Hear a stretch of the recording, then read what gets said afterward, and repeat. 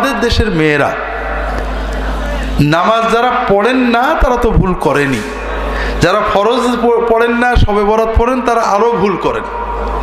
কিন্তু যারা পড়েন তারাও ভুল করেন। নামাজের ভিতরে অনেকগুলো ফরজ আছে, যেমন কাপড় পরা নামাজে ফরজ না? ফরজ। কাপড় না থাকলে ন্যাংটোও নামাজ হবে, কিন্তু আপনার কাপড় আছে। যেমন পুরুষের কোনটুক ঢাকা ফরজ? নাভি থেকে হাঁটু পর্যন্ত। না থাকলে ন্যাংটোলেও নামাজ হবে, কিন্তু আছে। আপনার প্যান্ট, বাংলাদেশের আজকাল গার্মেন্টসের সব প্যান্ট নাভির 2 আঙুল নিচে নাকি বানাই। আমার প্যান্ট পরিনি তো বলতে পারবো না আর কি।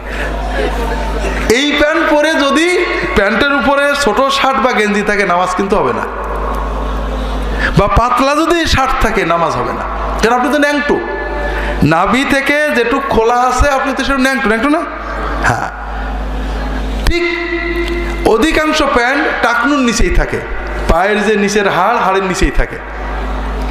যদি নামাজের মুসল্লির কাপড় টাকনুর নিচেই থাকে নামাজ হবে না।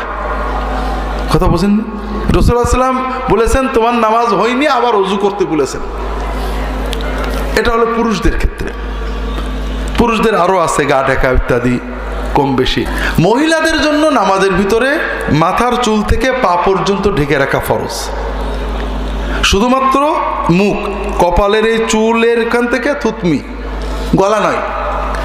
আর 2 কানের কান্নাক মধ্যবর্তী যে মুখমণ্ডল এবং কবজি পর্যন্ত হাত, এর বাইরে কোনো জায়গা যদি খোলা থাকে, অন্ধকার ঘরে একাকেও যদি কোনো মহিলা নামাজ পড়েন, তার যদি এইটুকু বাদে কোনো জিনিস খুলে যায়, যেমন মাথার কাপড় সরে যেয়ে চুল বেরিয়ে যায়, অল্প কিছু চুল বেরিয়ে যায়, অথবা কানের নিচেই জুলফির চুল বেরিয়ে যায়, অথবা 2 কানের 2 কান বা 1 কান বেরিয়ে যায়, সরে যায় কাপড়, অথবা পিছনের মাথার চুল ঝুলে বাইরে চলে যায়, অথবা থুতমির নিচেই যে গলার অংশ এটা বেরিয়ে পড়ে, অথবা হাতের কনুই এসব জায়গায় বেরিয়ে পড়ে, অথবা পায়ের টাকনুর উপরে, পায়ের উপরের পা নলা বেরিয়ে পড়ে, ওই মহিলার নামাজ হবে না।